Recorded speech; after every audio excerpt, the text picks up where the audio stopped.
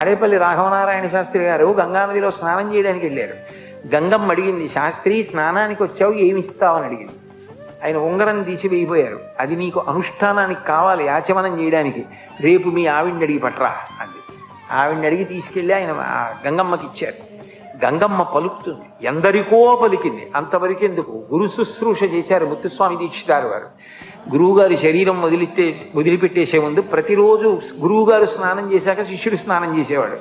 ఆ రోజున దీక్షితారు వారిని పిలిచి, ఇవాళ నువ్వు ముందెళ్ళు, స్నానం చేసే ముందు గంగకి నమస్కరించి మునిగి చేతులతో తడువు, ఏది గంగమ్మ ఇస్తే తెచ్చుకో అన్నారు. ఆయన గంగమ్మకి నమస్కారం చేసి గురువుగారి ఆజ్ఞ అని గంగమ్మలో చేతులు పెట్టి తడివారు. వీణ దొరికింది. అందుకే మిగిలిన వీణలన్నింటికి యాళి పౌరాణిక మృగం కిందకు ఉంటుంది. ఒక్క దీక్షితారు వారికి వీణకి మాత్రం పైకి ఉంటుంది. అది గంగామాత ప్రసాదం. దీక్షితారు వారు ఆ వీణ వాయించేవారు. గంగమ్మ ఎందరినో అనుగ్రహించింది. ఒకప్పుడు భాగవతాన్నంతటినీ పరీక్షిత్ గంగా తీరంలో ప్రాయోపవేశం చేసి విన్నాడు.